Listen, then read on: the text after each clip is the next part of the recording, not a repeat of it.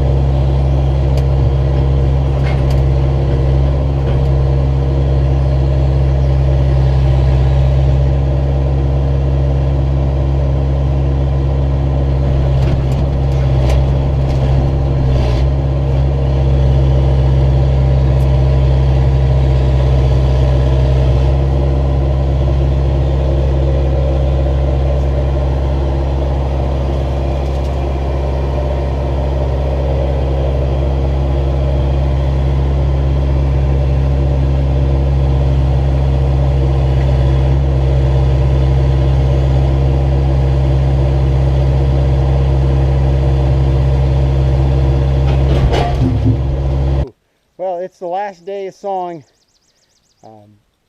It's the last day of sawing logs from all the trees that I cleared from the house lot. And it's about 9 o'clock, and I finally got all cleaned up from yesterday. All the slabs are gone. The dog is there protecting everything. And this is what we have left over for logs. Got one 20-footer, and the rest aren't so bad.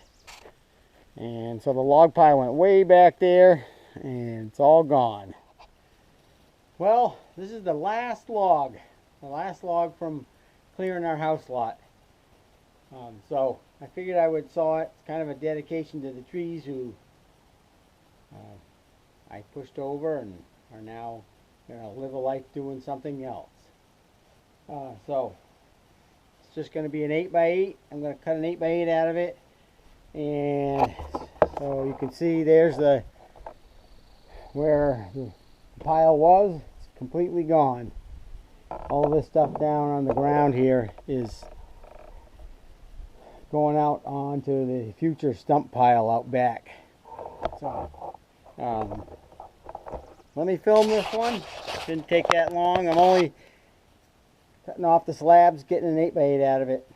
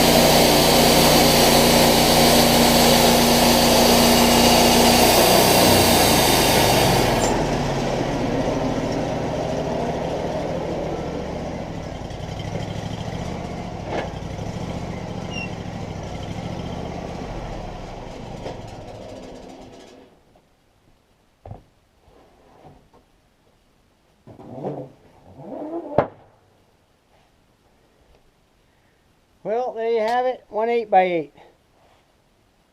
It's not the best quality, but it'll work fine for a post. Anyways, I got all these done just in time, because I'll take you over here. You see this is what they call blue stain, and you can see it's all here, and it's at the end of this, and basically these will all turn that blue stain color if I don't remove the bark. The stain likes it in that warm, moist environment under the bark, and by taking all the bark off, basically turning them into cants, and the surface dries out, there won't be any stain problems. Also, the insects like to get in them. They also like it underneath that bark layer, and the boring insects, I can't remember them, they're called pine beetles or something. They bore under there, lay their eggs, and the larvae chew all kinds of nice big wormholes all through. So by removing that bark layer, there's no incentive for the females to lay their eggs on these timbers that are cut. Now, I only cut these to the largest size I could. There are 12 by 12s, 12 by 10s,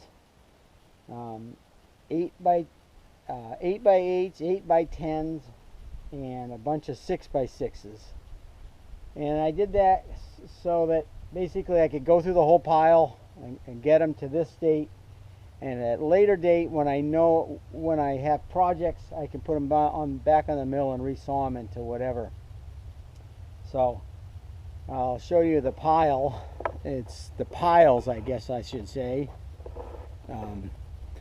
So there are boards and some 2x. Those are all really from the outsides of the logs. I have yet to stack that pile. But here are all the beams. There's some 20-footers here right in front of us, and there's 1, 2, 3, 4 and a half piles of those, and that's a pile of those are all red oak over there. There's a picture of the sawdust pile, and here's a better picture of all the beams, a little more impressive from this angle. Oops, camera here. So I think it's impressive. That's a lot of beams. And down here these are all 6 by 6s down here in this pile. So this stuff, I can just leave it here and let it dry. It's going to be fine, and that way I can get back to doing things like building a house. And I just didn't want this material to go to waste, so it was imperative that I get to it before the temperatures get any warmer. And I got it done. Hooray! Now it's on to other projects more related to building a house. So thanks for watching. If you like this content, I guess it's free. Please like and subscribe and whatever else it takes to make my channel grow. Anyways, thanks for watching. Hopefully I can get this thing uploaded and posted in the next day or two. Well, I almost forgot to do the update on the sawmill shed. I can tell you the pros and cons and my thoughts on it. Well, so it took me about 8 days to saw up all the logs, and it's only rained once. Of course, I guess that's Murphy's Law, and it's not supposed to rain for most of this week. So I could have sawn all outside without a shed, but I have to say it's been very nice to be in the shade. Don't really like the sun too much, so the shade, it's been worth it just to have the shade over me. The building size is pretty happy with it. It's, you know, when it gets moved on a concrete foundation that extends out all the way, it'll be really nice. But this temporary floor has worked out pretty well. The opening over here, the large opening that the logs come in on, is not quite wide enough, but it hasn't been a problem because I've been able to get one end in, and either using the excavator to slide that up past that post and get the far end in. That seemed to work pretty good.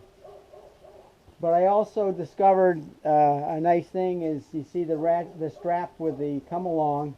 I have one on the post over here, and it's quite easy to put a chain on the log and move it with the come alongs back and forth to wiggle it in past the post. So I found that this opening is actually worked out to be the right size. You know, it could be bigger, but I certainly, this size is, I don't saw 21 footers very often. So most everything else fits right in here. You can see this beam up here, the one on diagonal, the second bent. It's actually too low, and I'm going to, when I raise the head saw up, if I'm not careful, I would hit it. I haven't hit it because I've been very careful about it, but what I'm going to do is I'm going to cut out a section and bolt another beam on the top to connect them. I mean, I'm okay with that. And plus this floor, which now is 5 inches higher than it's going to be, with the beam out and the floor dropping 5 inches, I'll have plenty of headroom in here. I also found that you can see the pile of sawdust here. Then in the future, I'm going to set this up so that I can park a dump trailer right here and just shovel all this right into the dump trailer so I don't have to handle it a second time. I didn't realize that I might need to do that. So I'm going to have to clean it up now. But anyway, yeah, very happy. So someday it'll be on its own permanent concrete foundation.